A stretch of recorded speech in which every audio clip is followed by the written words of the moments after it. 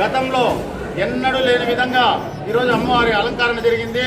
దీనికి కారణము మన గంటావరికి చెందిన డాక్టర్ మురుగన్ అనేసి ఈసారి అతను వచ్చి అన్నా మేము గుడికి మాకు అలంకరణ వదిలేయండి, అలంకరణ మేము బయట నుంచి చేపిస్తాము, మాకు అవకాశాన్ని కల్పించండి అని ఆయన అడగడం జరిగింది.